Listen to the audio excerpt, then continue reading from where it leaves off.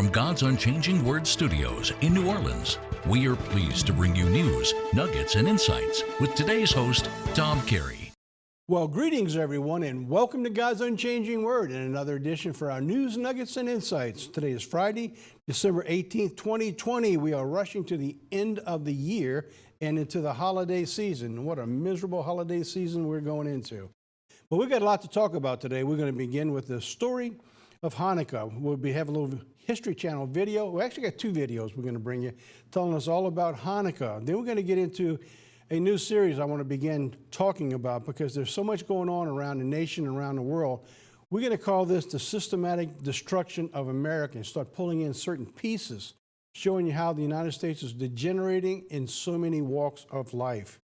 Then we're going to follow through with what we began last week talking about the three kings. And we're going to take another aspect of that in the Magi and something that you may not have seen before. All right, so now let's begin with the COVID-19 vaccine.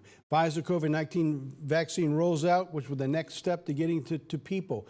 It began rolling out on Sunday, and on Monday, people began actually taking it around the country. The fastest time this has ever taken place. Previously, it took 5 years before they were able to get a vaccine out. This took approximately 9 months. And I know the news media and many of the doctors said that was going to take a miracle for this to happen. Well, it did. So now let's take a look at that. Is this a miracle? Was this created to be an actual miracle? We knew that China, the COVID-19 literally came out of China, but not the vaccine. We also know that God says at the end time that there would be diseases, there'd be pestilence, and this could be one of those times where you see COVID-19 that God allowed a vaccine to take place and for us to go back through as a warning, because God says if you don't repent, it's going to get 7 times worse and then another 7 times worse. So this may be the beginning and a warning, but God allowing us to go back to be able to put our lives together to see if there's any repentance to be found. I don't see any at this particular juncture, but we'll see how things go. Many Americans are weary of the assurances from the government and the drug companies regarding the safety. And because of that, you're seeing most of the health workers taking it on camera first. Many of the doctors are taking it first to show that there are no dangers in actually taking this to try to change the public eye. I, for one, am glad to see this out here because even if the people in the church don't have it and aren't going to take it, which is certainly their option to do that, the rest of the world certainly needs it. And if we can slow this thing down around the world, then maybe we can get back out into the streets and the byways proclaiming the warning message to this world for Jesus Christ and its need for repentance. So that's where we are with the vaccine at this time. So you're going to see a lot more about this going on in the weeks and the days ahead. So now, let's begin our program with Hanukkah. Got two videos here because every year we have new people writing in who's watching the program, and they ask about Hanukkah. Is that in the Bible? Should people keep Hanukkah? Hanukkah is almost like we keep a July 4th, let's say. It was their day that they had independence and they got their freedom and protection. So they celebrate Hanukkah in the 8 days, and it tells you about the oil and how long it lasted. And I'll tell you about that in the video. So let's go ahead and play this video, and I'll be back in just a moment. Every winter, Jewish families gather to light a branched candelabra called a menorah. For 8 nights, they celebrate their families and celebrate their faith. The holiday is called Hanukkah, also known as the Festival of Lights. When we think of Hanukkah, we think of the menorah. Its 8 flames burn in testament to a glorious victory that took place over 2,000 years ago. Around 200 BC, the Jewish people in Jerusalem were living under Egyptian rule, though they remained largely free to work and worship in accordance with their customs. Then, in 175 BC, Antiochus IV Epiphanes ascended to the Syrian throne, invaded Egypt, and desecrated Jerusalem. In an attempt to assimilate the Judean people, Antiochus forced them to worship Greek gods and outlawed Judaism, banning all Jewish rituals upon threat of death. The ultimate insult came in 168 BC, when Antiochus seized the Jewish Holy Temple in Jerusalem and dedicated it to the worship of Greek god Zeus. For a Jewish high priest named Mattathias, it was time to take a stand. Together with his 5 sons, Mattathias sparked a revolt, pitting the desperate Jewish faithful against vastly superior Syrian armies. The battle raged for 3 years. Against improbable odds, the Jewish uprising, led by Mattathias' son, Judah Maccabee, emerged victorious. Judah Maccabee and his small army of soldiers recaptured Jerusalem in 165 BC and liberated the Holy Temple. According to the Talmud, the Jewish high priests eagerly prepared to light the ceremonial menorah, the eternal flame which would rededicate the desecrated temple to the glory of God. But they found that the Syrians had defiled all but a small flask of oil. It was enough to light the menorah, but for a single night. Hours turned to days, and miraculously, the menorah burned on until 8 nights had passed and more oil could be produced. It was time for Hanukkah, Hebrew for dedication. Against all odds, the menorah had not been extinguished, and so the flames of the branched menorah are a potent symbol of the Jews' indomitable faith. The menorah holds 9 candles, with the center candle used to light 1 candle on each of the 8 nights of Hanukkah. During Hanukkah, children play a game with a dreidel, a 4-sided spinning top with a Hebrew character on each of its faces. It is thought that the dreidel began during the reign of King Antiochus, when Jews secretly gathered to study the Torah. If soldiers arrived, the Jews could pretend to be gambling. Jewish adults also give small sums of money, or gelt, to children during the holiday. And though not traditionally a holiday for gifts, Hanukkah's proximity to Christmas on the calendar has made it customary to exchange gifts on one or all of the 8 nights. For Jews around the world, Hanukkah is a time to reflect on the strength and spiritual resolve of the Jewish people. It is a celebration of triumph over religious persecution and of a miracle that kept a menorah lit for 8 nights.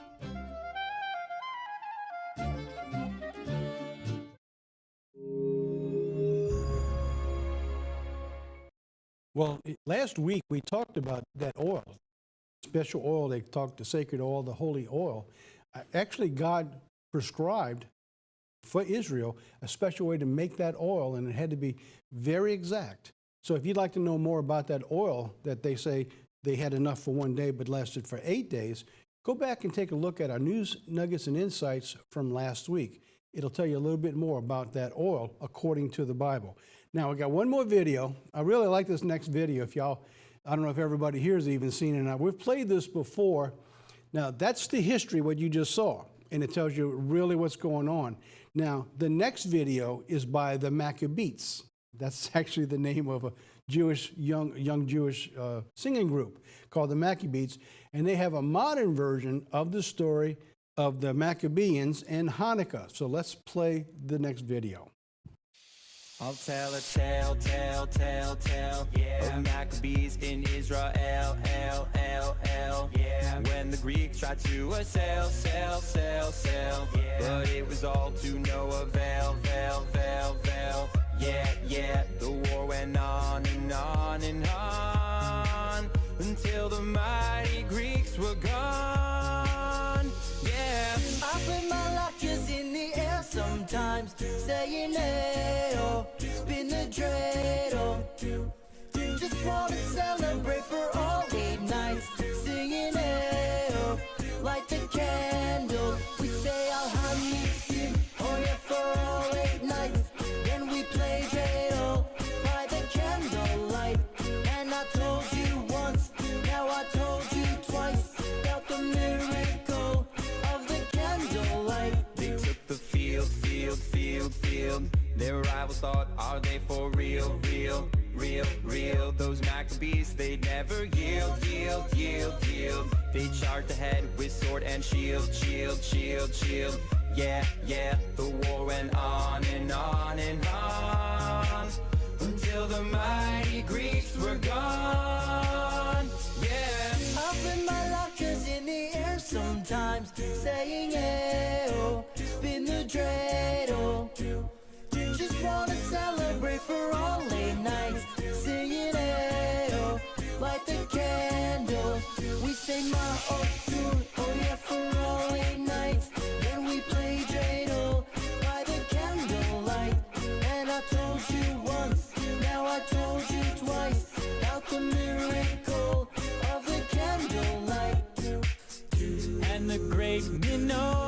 menorah. For 8 days it kept on burning. What a celebration, a great return to Torah learning. 'Cause I can feel it, and Nes Gadol, Nes Gadol, Nes Gadol Hayasham, Nes Gadol Hayasham, Nes Gadol Hayasham, Sham, Sham,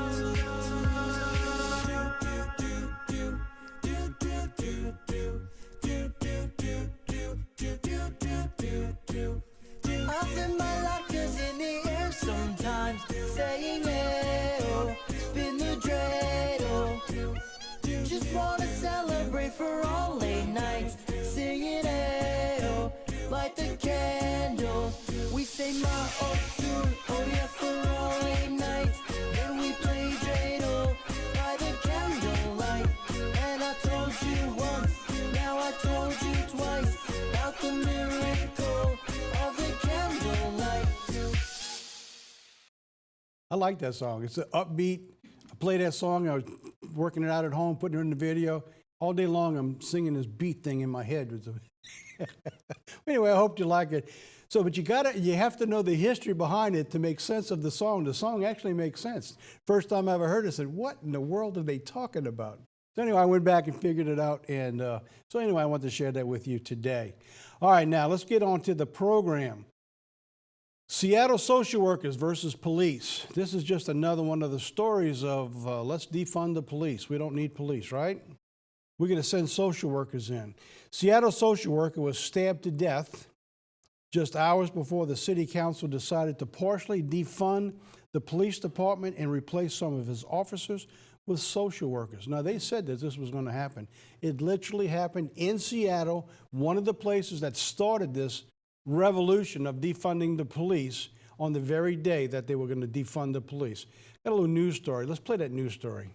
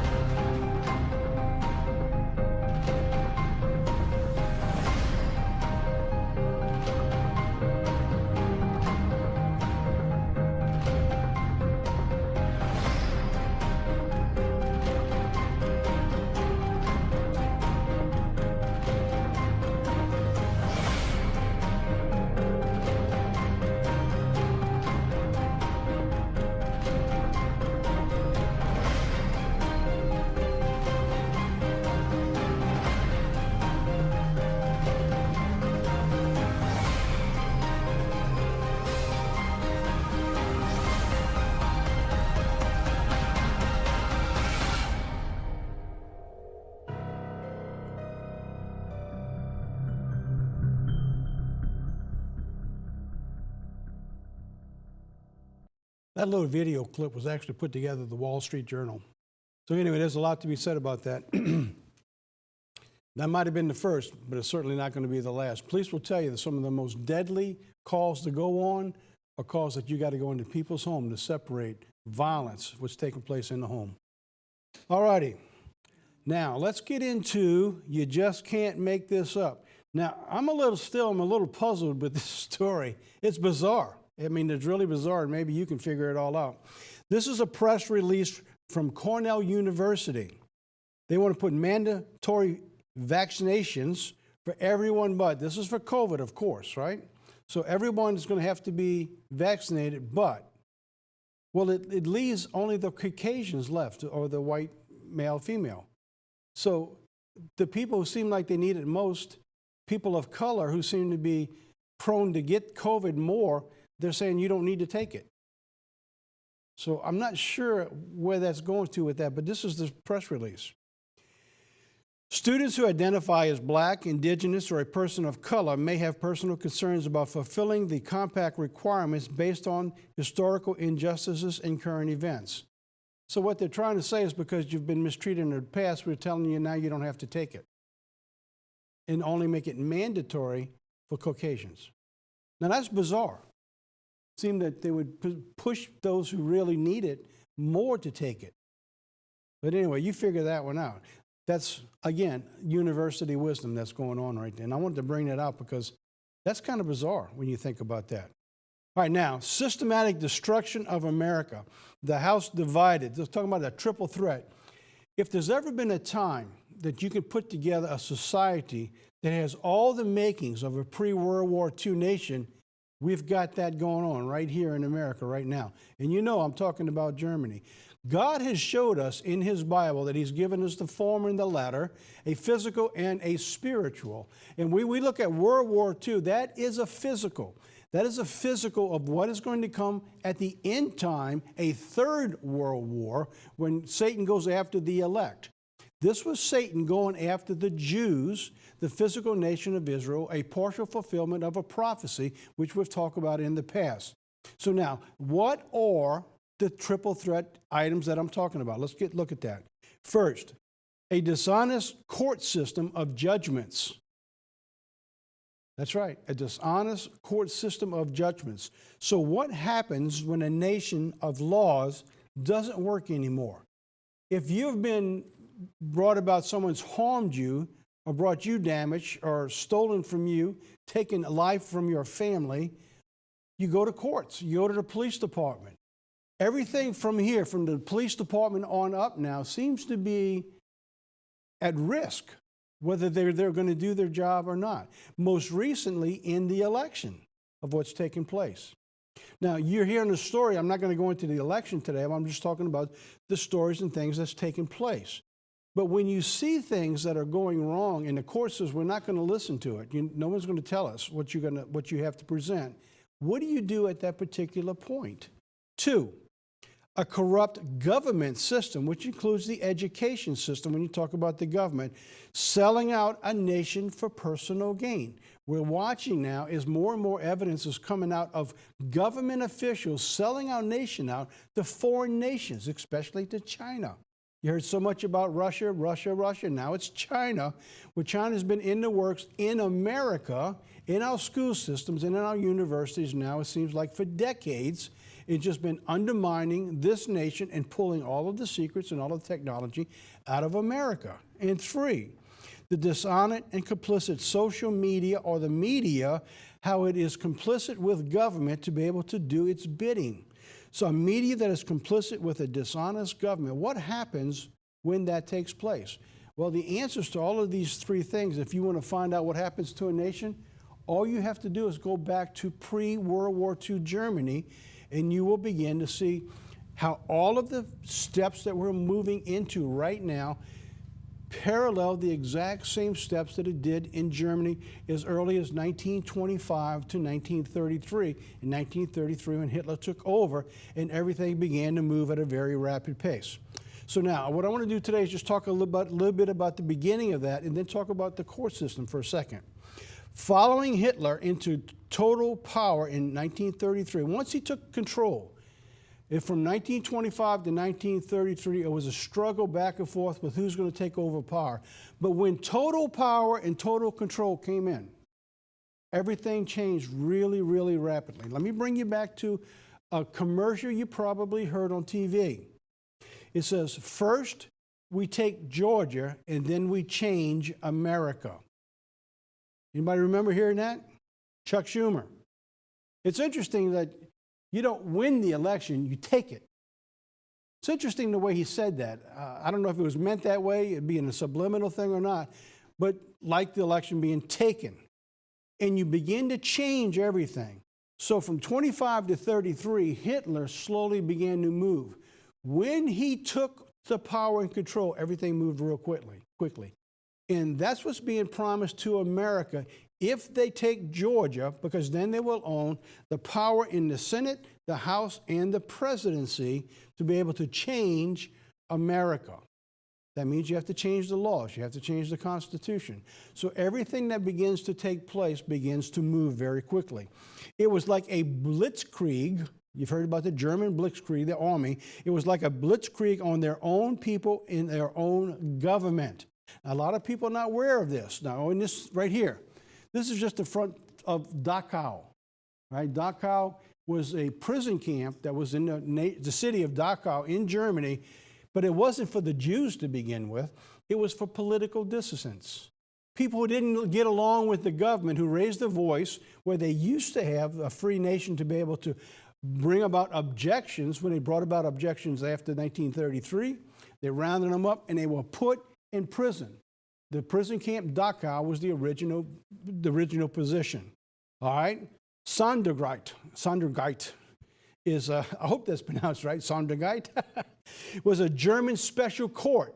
To do this, they changed the court system. They had to change the court system to give them the legal laws to be able to put people in jail for disagreeing with the government. It was a special court. After taking power in 1933, the Nazis quickly moved to remove internal opposition to the Nazi regime in Germany. The legal system became one of the many tools for this aim, and the Nazis gradually supplanted the normal justice system with political courts in wide-ranging powers. Does that sound familiar? Political courts, not laws in government that the judges would rule on, whether it was literally right or wrong. They ruled according to political power. So when you begin to see the judges going on their seat, it's not basically for just law system. Now it's political power that begins to influence the decision-making of our courts. Could this happen to America? Well, I think we're beginning to see that, and I think you'll agree with that. Take a look at just a couple of things I'm going to bring out here. The House Democrats, this has just happened. The House Democrats have called to exclude 126 Republicans from the next Congress supporting the Texas lawsuit. In case you don't know what they're talking about the suit that the Attorney General of Texas brought to the Supreme Court about the election problems that they were having. And they didn't bring it about fraud. They brought it about 4 states who were not observing the laws of the state, which violated the Constitution. They weren't even talking about fraud. It was a state that was not obeying the laws of its own land. And they were saying that this affected us. Now, when they did that, 126 congressmen joined in to that suit to support the lawsuit. So did 18 states. So what they're saying is because of what happened in those 4 states, because they broke the law when they had their election and they ran it politically instead of lawfully, that violated the rest of the country, and we needed to get this to the court to prove it and throw out those elections in those 4 states. That would have turned the election. The problem was the Supreme Court wouldn't listen to the case. It's not that they didn't have a case. The case was obvious. If the case would have went to them, they would have had to rule in favor of the lawsuit. Therefore, they didn't listen to the case. They didn't want to get involved. For example, if someone came into your home and they broke in and they robbed your home and they killed one of your children, and you go to the police department and they say, we don't want to hear it. What do you do? See, with the Supreme Court, according to the Constitution, when state affects state, the first remedy is the Supreme Court. That was the only place the state could go to, and the Supreme Court wouldn't listen to it. So therefore, the system, the justice system of laws is broken from the very beginning. Representative Purcell, Democrat, on Friday urged Speaker Nancy Pelosi to refuse to seat any of the 126 Republican House members who signed the amicus brief supporting a lawsuit aimed at overturning the results of the presidential election. All right, let me go back to Dachau. What was Dachau for? Dachau was they began to pass laws that if you didn't agree with what they were doing and you were a dissident, like these 126 Republican representatives, they put them in jail in pre-war Germany. Can't happen here, not yet. But what happens when the laws change? What happens if these 126 these representatives, they don't get to represent their country because they simply raised a voice that they didn't agree with what was going on as being legal? What happens next? If you don't think it can happen here in America, then you don't understand your Bible. So we're following that, and that's why I'm trying to bring you this story, step by step, of the systematic destruction of America. Here's another one. AOC calls for the list of Trump supporters. AOC wants to cancel those who work for Trump. What do you mean cancel those? They want to make sure that they don't get anywhere down the road. If they were Trump supporters, you won't get jobs. You won't get government support of any kind. Here's what she said. Remember what they did. The group's Post website declares, we should not allow the following groups of people to profit from their experience: those who elected him, those who staffed his government, and those who funded him. In other words, if you were anywhere supporting Donald Trump, then we need to make sure you're on this list and you don't get anywhere from this day forward. Can't happen in America? Where is the voice against this type of this news that keeps coming out from these people? It's because in general, the news media supports it. The people support it. Remember, acceptance first, act later. You're beginning to see the acceptance just like they did from 1925 to 1933. This is what you're looking at. Last week, there was protests in Washington, D.C., who was supporting Donald Trump in his bid to try to overturn the election. By nightfall, there were clashes of BLM and Antifa and others who began to come together and all of a sudden began to riot and fight, and 4 people were stabbed. Again, 1925 to 1933. You're beginning to see that happen in the street. On the same scale, and it's because we understand the duality in time, the duality in events, that what we're looking at that took place before is beginning to shape up again right now. So if you don't see these things, you don't understand the Bible, because that's what's coming. Now, post-election, again, I'm not going to go into all the fraud because it's pretty much warts. I guess it's warts welcome out from where they're at now. But here, we brought this up a couple times. We began it in November 27, the post-election world of what's going on with all the fraud. And believe me, there's plenty. I mean, it's all over the place, but they couldn't get a court. In about 80 different cases, they couldn't get courts to listen to the case.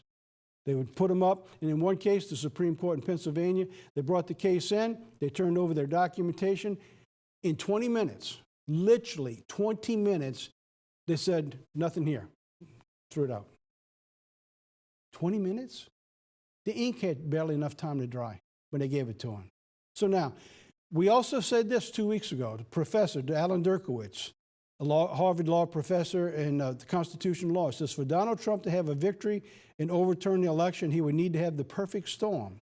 Everything would need to fall into place perfectly and at the perfect time. Well, it didn't happen. The Trump lawyers could not even get a court to hear the case.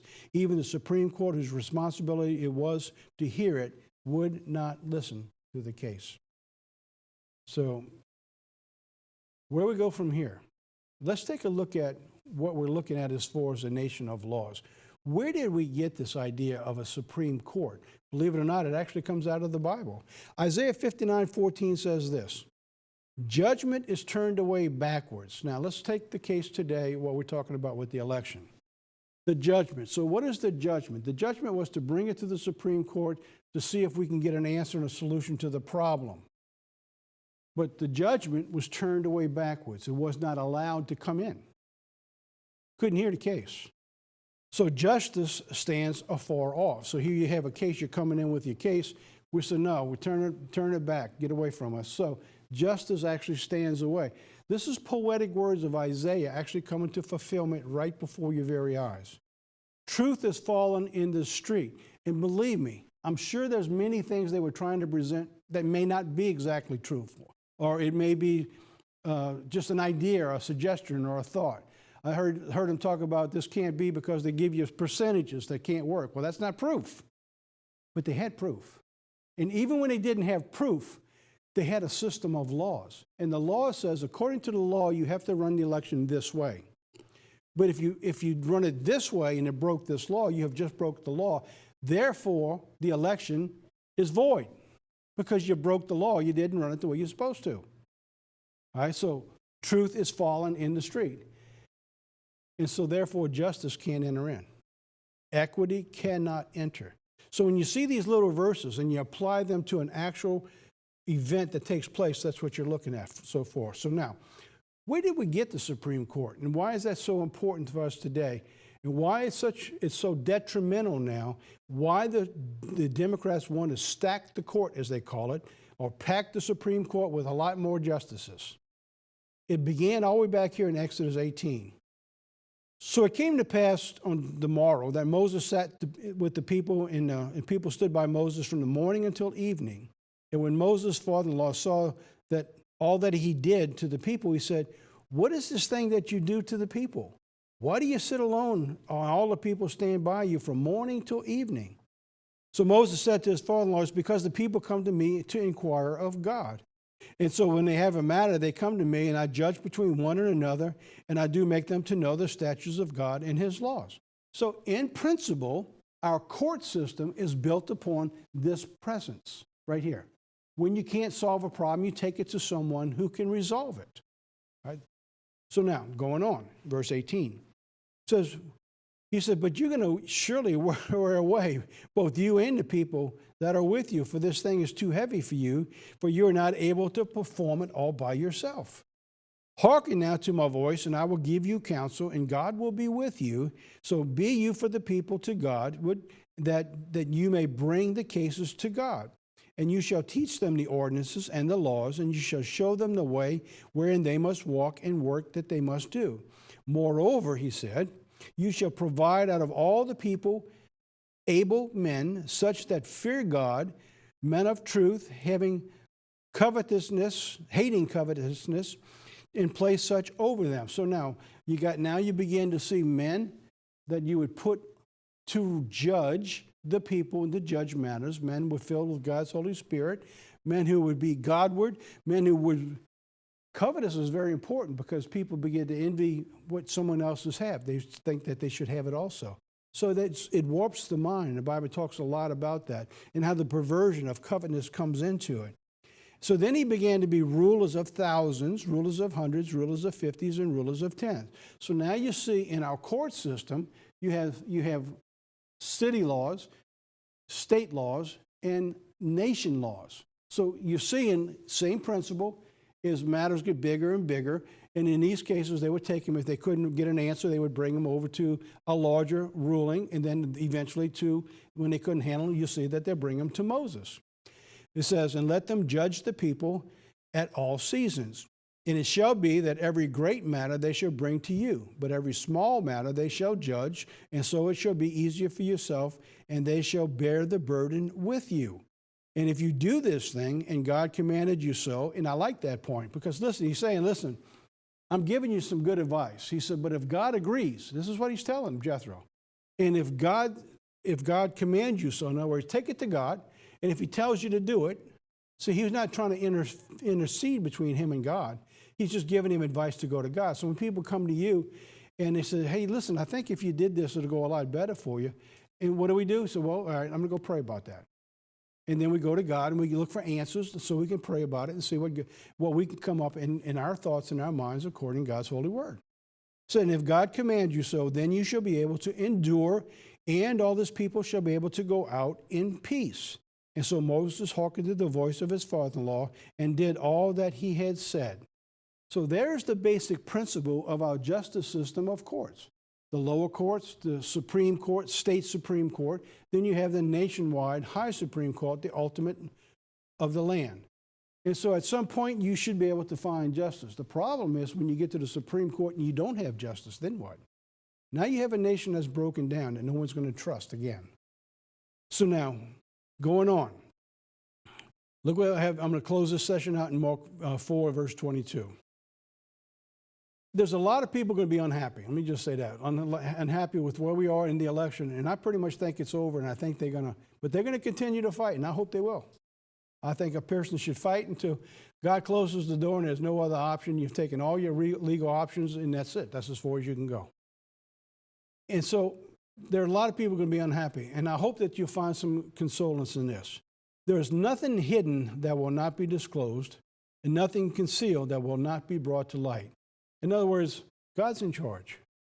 And for whatever his reason was to allow this to be moved in this fashion, and whether the nation could have done more, because believe me, if the Supreme Court would have stood in the gap, God says he looked for a man to stand in the gap.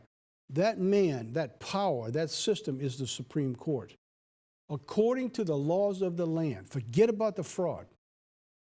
If they were operating according to the laws of the land, those 4 states that they wouldn't listen to, those 4 states broke the law and affected the rest of the nation. The election would have been turned. But because there was not a man to stand in the gap, it looks like it's going to stay. So anyway, God knows what's going on, and he will take care of this. All right, let's take a break now. So when we come back, we 3 kings, the Magi. So I'm going to talk a little bit more about the 3 kings. The Bible doesn't say there's 3 kings. Where do we get 3 kings? All right, we talked about that last week. We'll talk about it today. But before we do, get this video, which is not really big here in America, but it's really big in Europe. Krampus. Let's play that video. I'll be back in a few minutes.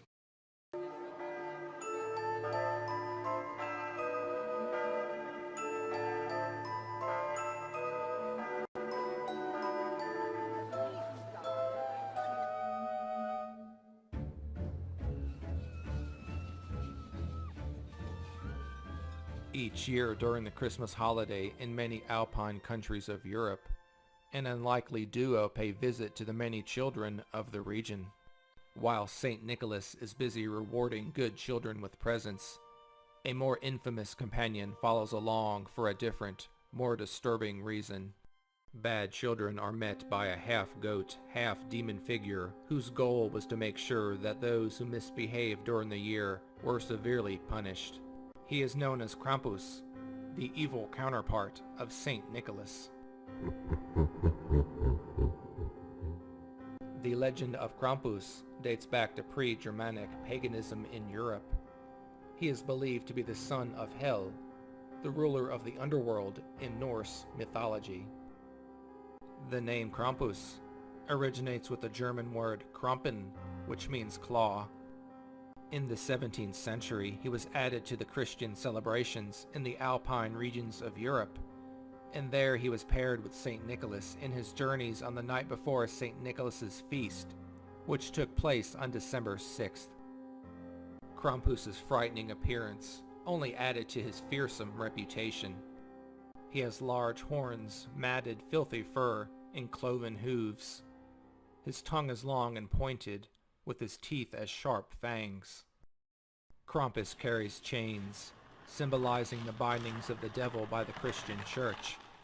He would thrash his chains for dramatic effect to frighten his victims. At the very least, he would leave coal for those undeserving of gifts. He carried bundles of birch branches to swat and hit bad children with. However, the most terrifying aspect of Krampus was the basket or sack strapped to his back. He used to stuff naughty children in so he could transport them to the underworld. These bad children could be tortured, drowned, and possibly eaten by him in his lair in hell.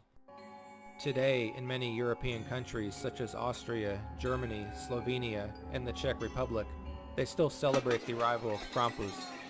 These revelers appear as him in costume in city streets, reminding children that they still will be punished for misbehaving throughout the year.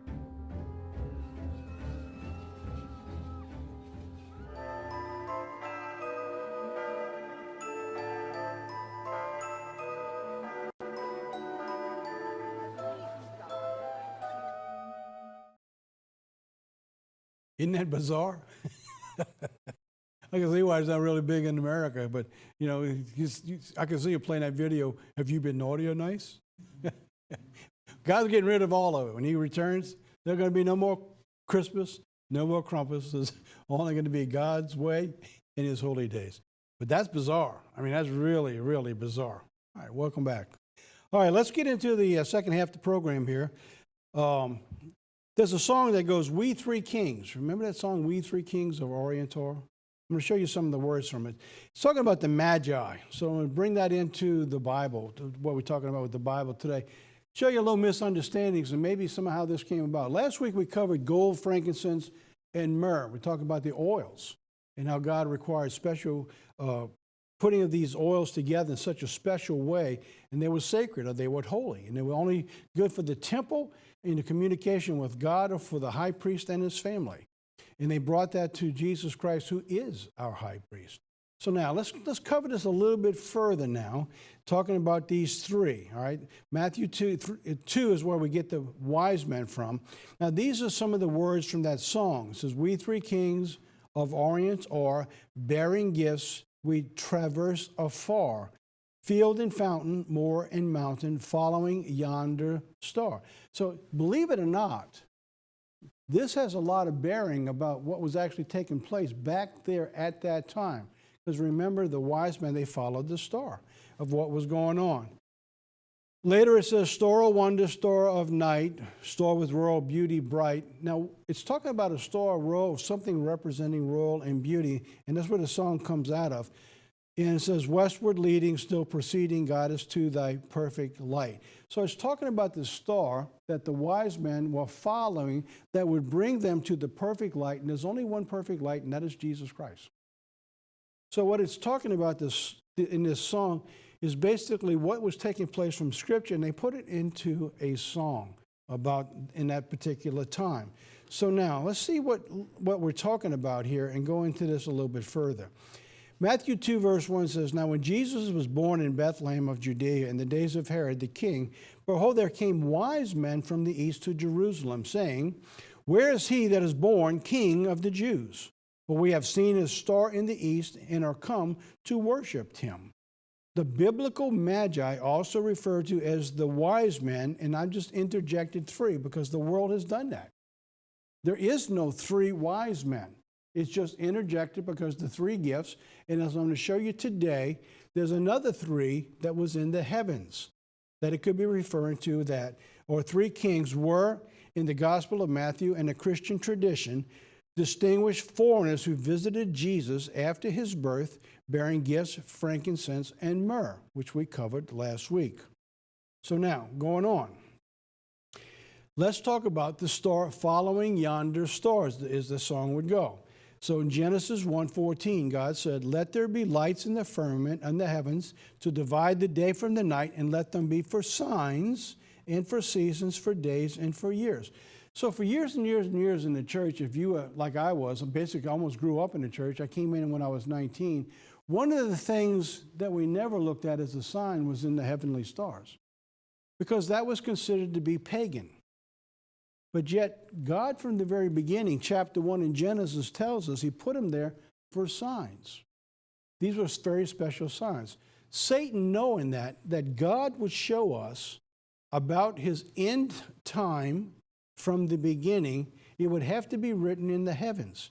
the sun, the moon, and the stars, because that's the only thing that we've got 6,000 years since the time of Adam and Eve. So it would have to be there. So Satan knew that if we would find the answers that God gave us, we would find a lot of them in the stars, just like the wise men, right? Just like the wise men. So what did he do?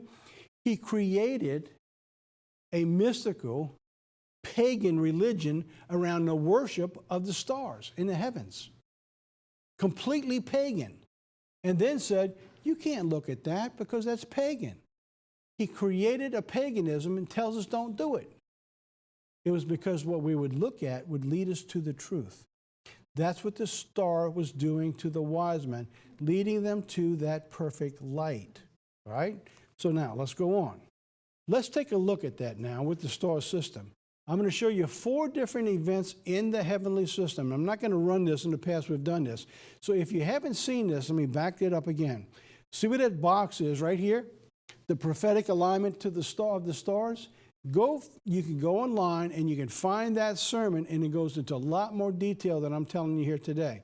What I want to go into is using part of this to talk about the Magi and where we might get the 3 kings, because it was written in the heavens. In September 2017, there was an alignment that took place, which was very similar to Revelation chapter 12. So there was a great sign in heaven. There was a woman, and this is the woman right here, all right? That's the constellation Virgo, the woman, clothed with the sun. So now you see the sun on her shoulder. You see that, the big bright sun on her shoulder. All right, so there's the sun. And the moon was under her feet. So I'm going to put a box right around the moon. At the very bottom of the picture, you see the moon. And on her head was a garland of 12 stars. That's the constellation Leo. So let's do that. There's 1 star, 2, 3, 4, 5, 6, 7, 8, 9. Now 9, when you look at that picture, you think Venus is 9, but Venus is referring to that bigger light just below that and to its left. The constellation Leo has 9 stars that are permanent in that constellation. All right? Then you have what they call 3 revolving stars, one being Venus at that time, this one being Mars, this one being Mercury. All right, so that's where you have there. Now, I don't know if I have it in this picture or not, but let's see. Then being with child, she cried out in labor pain to give birth. All right, so I do have that. There is what would be called the birth area for the woman where she carries, and there is Jupiter, all right, being with child. All right, so now you have another planet, which is Jupiter. Now, that is the alignment of the stars that took place in 2017. That is the only time that this is ever recorded because of Jupiter in its placement, that it was 9 months in time transversing back and forth inside the womb area before it actually comes out, almost like a woman carrying a child. So now, let's go back and look at this. 586 BC. Here we have again, here's the stars. Let me line them all up again. 7, 8, and 9. Regulus is the 9th star. So there you have the 9 regular stars, just like we saw before. Now you have Saturn, Mars, and you have Mercury. Now what's missing here? Something's missing here. No Jupiter. No Jupiter. He's not in this one, which is very interesting, because remember where Jupiter was before? It was after 9 months coming out of the womb area. It's almost as if it was being born. All right, so now there's no Jupiter there. So here's the sun. There's the moon under her feet. So now, 70 AD, 586 BC, believe it or not, was the fall of Jerusalem in the Old Testament. When did Jerusalem fall in the New Testament? 70 AD. You have another alignment, just like the other 2, happening right here. There's the alignment. There's the moon under her feet. So now, this takes place. Here's the next one. Let me back that up again because I went too fast. So I can go through and I got all the stars here. They got the big star. Then you have the stars right up in here, the moving stars. You have Mercury, the Jupiter, and Venus. All right, all 3 of them are here. So we have all the alignment like we had before. Jupiter isn't down here. It's up here in this alignment. This is very important for the next one that I'm going to show you. 3 BC. Now in the charts, you'll see it's 2 It's 2 BC. So remember, you have to add a year when you go all the way back. So whether you add the year before the actual change or afterwards, the actual timing of this they show is 2 BC. And of course, you also have to add a year, which always changes, goes from 1 to 0 and 0 to 1. It's 2 years, not 1 year. So that's something we've talked about before. So now, here's our alignment. There's our stars all lined up. There's our moon at her feet again. Here we have Jupiter again at the top. Now, why is this important? Well, I didn't recognize this for when I first started doing this. It was only to some time later that I began to put this together. There are two things that are happening here that God shows us a distinguishing point. There's only one time, remember there was only one time, 2017, where you see Jupiter down here coming out of the womb being born. All right, that's now. That's the time you and I live in today. So here, Jupiter is still up here at the king.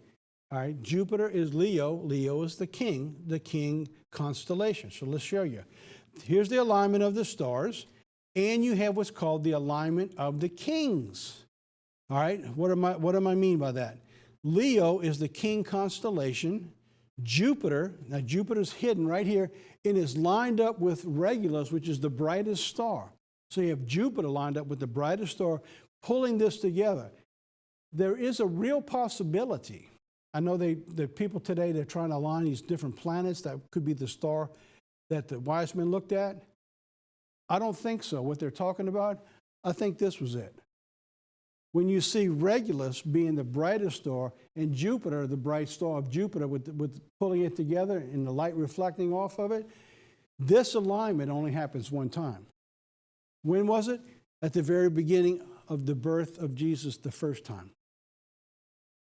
So you have a song, We Three Kings, right?